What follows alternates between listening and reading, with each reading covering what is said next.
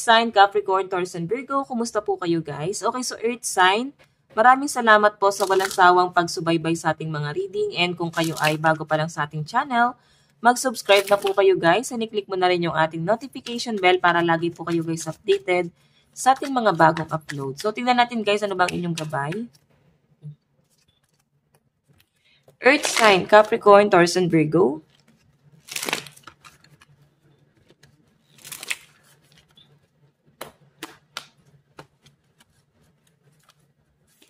Gabay po ni Earth sign, ni Spirit Guide.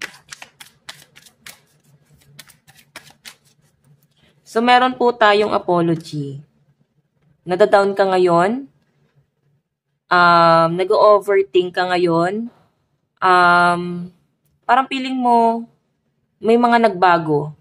At hindi ka sanay doon sa pagbabagong nangyayari, guys. Okay? So, parang nandun ka sa point na parang nagigilty ka. Parang natitrigger ka, alam mo yung feeling na parang kang, umiiyak yung energy mo eh. So, parang natitrigger ka,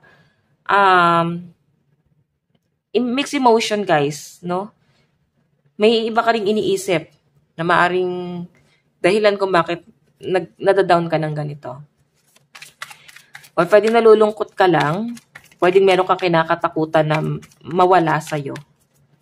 Or mabago sa'yo. Tingnan natin guys, meron tayong sweet dreams. Meron tayong protest, 'di ba? Siguro yung iba sa inyo dapat mong gawin dito guys. Gawin mong kalmado yung buhay mo. Huwag ka masyadong mag-overthink. Yung iba sa inyo guys, may nagkakaroon na ng depression. Nagtatali yung utak mo at yung puso mo, yung emosyon mo nabubulabog. So I think yung iba dito parang nababalisa kayo dahil sa mga nararamdaman mo. So, yung iba dito guys, siguro nagkakaroon kayo ng panic anxiety. Mahirap kasi guys yung magkaroon ng panic anxiety kasi parang bigla ka na lang iiyak nang hindi mo alam kung ano yung dahilan. Bakit nangyayari? So, panic anxiety. Siguro, wag mo masyadong i-pressure yung sarili mo kakaisip sa future. Lagi mong isipin kung ano yung kaya mong gawin ngayon at bukas mo na. Okay? Okay, kasi pag inisip mo kung ano ka sa future, mas mape-pressure ka rito. Tingnan natin guys, ano tong apology? Ano tong apology?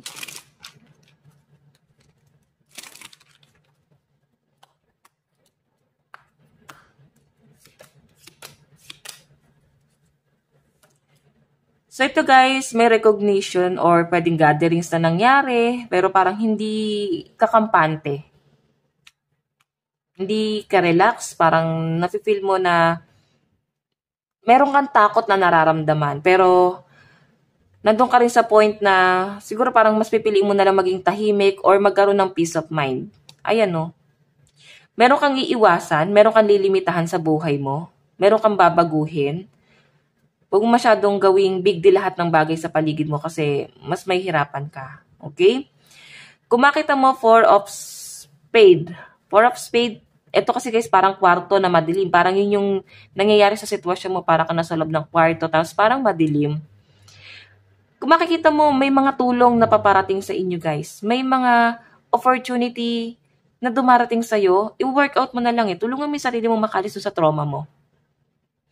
Okay? Earth sign. So, tingnan natin. Ano naman tong sweet dreams? Ano po itong sweet dreams? Kasi parang nababalot ka pa rin sa trauma sa nangyari sa nakaraan. Iba sa inyo guys, parang hindi mo makuha yung satisfaction mo. Or kung makuha mo man, parang pili mo nagkamali ka. Okay? Ano po itong sweet dreams?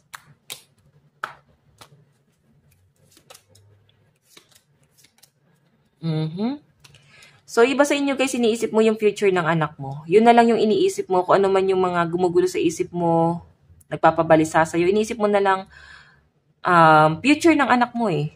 Ace of Diamond eh. Kung may anak ka, or kung may iba kang parang tinutulungan, sinusuportahan, family. Kumbaga lumalaban ka, pwede na sa malayo ka, OFW ka, nahihirapan ka na sa malayo kasi pwede na homesick ka. So, ang pinapakita sa akin dito, Earth sign, lahat ng sacrifice na ginagawa mo is para sa family mo, especially sa anak mo. Okay, gusto mo siya mabigyan ng magandang future. Tignan natin, ano naman tong protest? Ano tong protest? Ano po itong protest? Ano po itong protest? Diba? May nagtatalo talaga sa isip mo. Actually, sa nakikita ko, betrayal, mga problema, or meron ka nga ayusing problema, pwedeng gulo ng ibang tao. So, I think nakikita ko dito guys, didistansya ka doon. Didistansya ka sa gulo ng ibang tao. Kasi parang, ayan na naman, uulit na naman. So, walang nagbago, balik na naman sa dati. Sa halip na nalalampasan yun eh. Okay, so bahala na sila dyan. Parang bahala kayo magkagulo dyan. Huwag nyo na ako idamay dyan. Ganon. Okay, may pagtatalo guys eh. May biglaang travel, biglaang emosyon. So huwag ka magde-decide base sa emosyon mo. Sobrang saya or sobrang lungkot. Baka kasi bigla ka mag-decide tapos pagsisihan mo sa huli. Kasi hindi mo pala gusto yung desisyon na ginawa mo. Okay, relax ka muna dyan. Siguro guys, pwede nagtatalo yung isip mo dahil sa work mo, may mga conflict pa rin, nahirapan ka pa rin, parang aligaga ka, dami mong ginagawa. Tignan natin pagdating sa love life mo. So, ang lucky number mo is 71, 39, and 51. Pagdating po sa love life ni Earth sign, Capricorn, Taurus, and Virgo,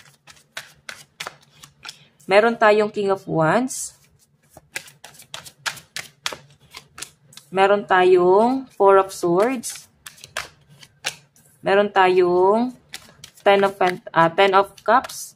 So guys, nakikita ko na parang kailangan mong i-workout yung relationship mo sa family mo, sa karelasyon mo, kung may karelasyon ka. Kung ikaw naman ay single, ang sinasabi rito guys, mag-focus ka sa goal mo. Okay? Huwag mo nang isipin yung mga past trauma guys. Hindi yan guys makakatulong or makakabuti sa inyo. Okay? So yan guys, ang nakakita ko sa love life mo, kung makikita mo, okay yung connection. Pero parang meron kang ibang hinahanap. Or pwedeng okay kayo ng person mo, ng husband mo, ng wife mo, pero parang nararamdaman mo na parang meron siyang ibang hinahanap. So, parang, ito, Four of Swords, parang hindi ganun ka-solid yung relationship, guys. May mali talaga. Pagdating sa love life mo, new love. So, maaaring kailangan mo pang mag-explore kasi may new person na paparating sa inyo, guys. Meron tayong past life relationship. So, I think, nag-hold back ka rin sa mga past relationship mo or sa mga naganap sa past.